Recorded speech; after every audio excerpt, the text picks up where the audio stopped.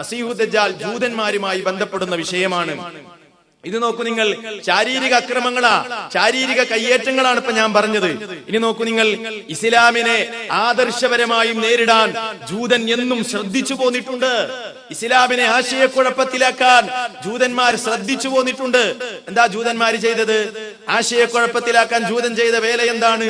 വിശുദ്ധ ഖുർആനിലെ സൂറത്തു ആലു ഇമ്രാനിലെ 72-ാമത്തെ വചനം ഒന്ന് മനസ്സിരുത്തി വായിച്ചു നോക്കൂ. ജൂതന്റെ മനസ്സ് അല്ല പറഞ്ഞു തരികയാണ്, ജൂതന്റെ കുതന്ത്രം അല്ല പറഞ്ഞു തരികയാണ്.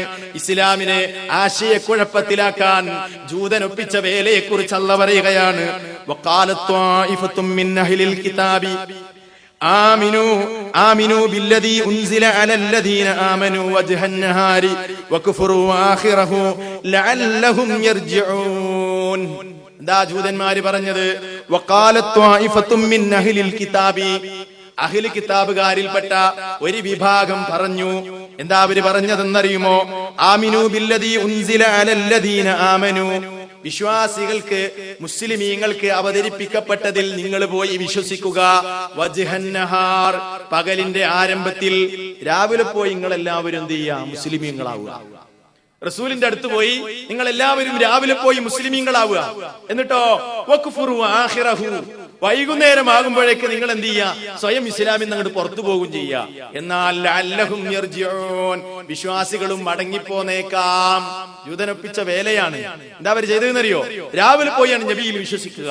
അങ്ങനെ കുറച്ചൊക്കെ റസൂലിന്റെ കൂടെ ഇങ്ങനെ കഴിഞ്ഞിട്ട് അവർ പറയാ അതൊക്കെ നല്ല മതമാണെന്ന് വിചാരിച്ചു വന്നതാ, പക്ഷേ ഇസ്ലാമിൽ വന്നപ്പോഴല്ലേ മനസ്സിലായത് ഇത് തനി മോശമാണ്, ഇസ്ലാം ശരിയല്ല എന്ന് പറഞ്ഞ് വൈകുന്നേരം സ്വമേധയാ ഇസ്ലാമിൽ നിന്ന് അങ്ങ് പുറത്തു പോകുമ്പോ കഥയറിയാതെ മുഅ്മിനീങ്ങളും ഇവരുടെ കൂടെ തിരിച്ചു പോരും.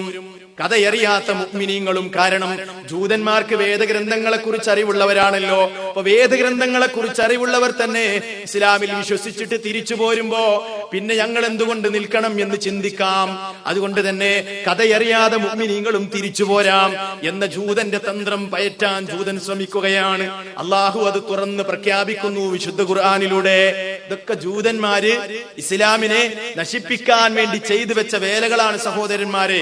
ഇന്നും നമുക്കറിയാമല്ലോ ജൂതന്മാർ അവരുടെ പ്രവർത്തനം തുടർന്നുകൊണ്ടേയിരിക്കുന്നു.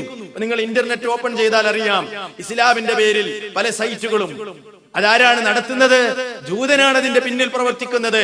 ഇസ്ലാമിക സൈറ്റ് എന്ന വ്യാജേന പലതും ഇസ്ലാമിനെ നശിപ്പിക്കാൻ ഇന്ന് നമുക്ക് ഇസ്ലാമിന്റെ പേരിൽ അറിയപ്പെടുന്ന പല സൈറ്റുകളിലും നമുക്ക് കാണാൻ കഴിയും.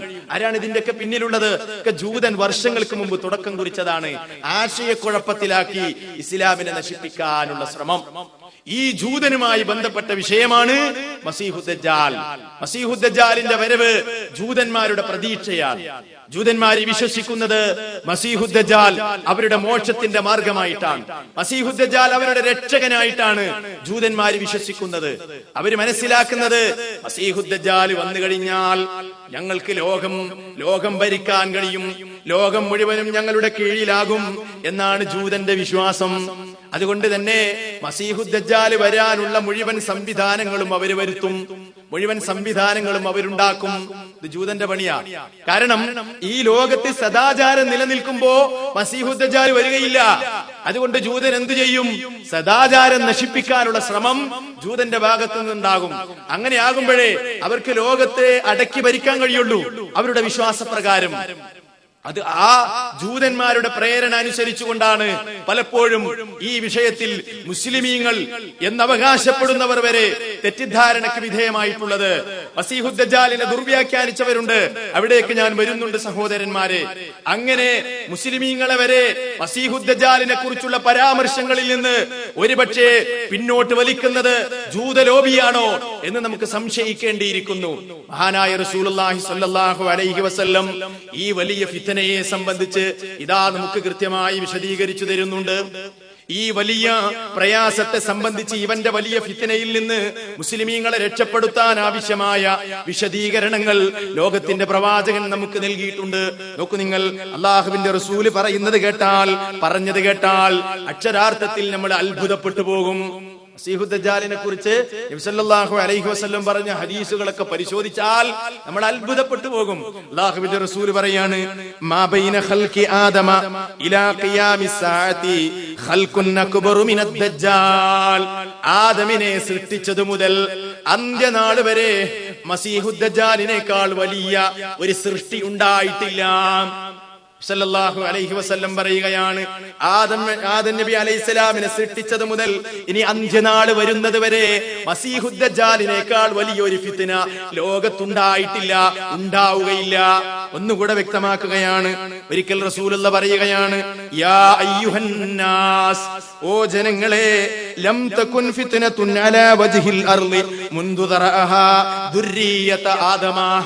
ആദമിന്റെ സന്തതികളെ സൃഷ്ടിച്ചത് മുതൽ ലോകത്ത് ഒരു ഫിത്നയും ഉണ്ടാകുകയില്ല.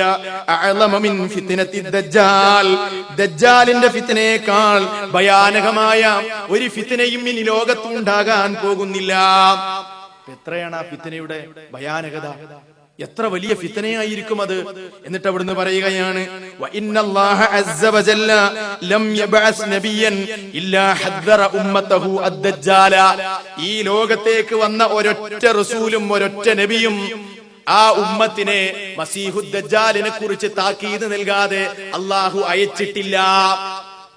ഈ ലോകത്തേക്ക് വന്ന എല്ലാ അമ്പിയാക്കന്മാരും തങ്ങളുടെ സമൂഹത്തോട് ഈ മസീഹുദ് ദജ്ജാലിനെ കുറിച്ച് മുന്നറിയിപ്പ് നൽകിയിട്ടുണ്ട്.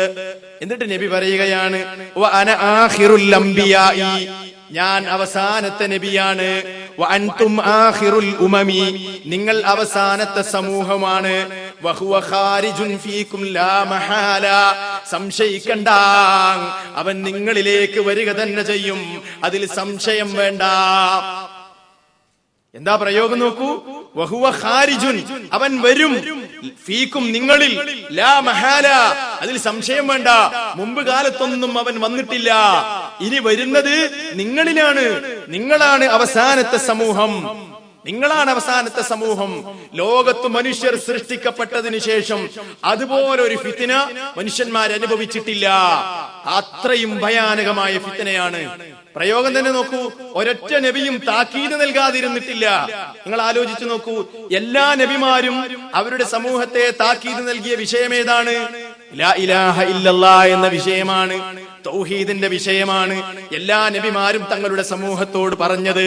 അതുപോലെ പറഞ്ഞ മറ്റൊരു വിഷയമുണ്ടെങ്കിൽ അത് മസീഹുദ് ദജ്ജാലിന്റെ വിഷയമാണ്. എന്തുകൊണ്ടാ എല്ലാ നബിമാരും ലാ ഇലാഹ ഇല്ലല്ലാഹ് പറഞ്ഞത് സഹോദരന്മാരെ? അതിന്റെ പ്രാധാന്യം കൊണ്ടല്ലേ. അതുപോലെ എല്ലാ നബിമാരും പറഞ്ഞ വിഷയമാണ് ദജ്ജാലിന്റെ വിഷയമെങ്കിൽ അതിന്റെ പ്രാധാന്യം എത്രയാണ് നിങ്ങളൊന്ന് ചിന്തിച്ചു നോക്കൂ. എന്നിട്ട് നബി സല്ലല്ലാഹു അലൈഹി വസല്ലം പറയുന്നു, എപ്പോഴാണ് അവൻ വരികയെന്നോ?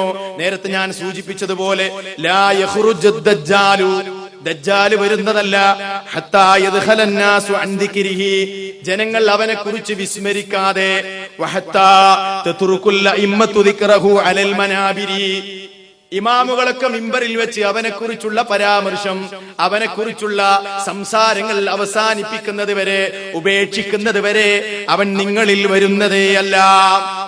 അതല്ലേ സംഭവിച്ചിരിക്കുന്നത്? എന്നാലോചിച്ചു നോക്കൂ. ഇന്ന് ആർക്കാണ് മസീഹുദ് ദജ്ജാലിനെ കുറിച്ച് ഓർമ്മയുള്ളത്? ആരാണ് ഇതിനെ കുറിച്ച് പറയാറുള്ളത്?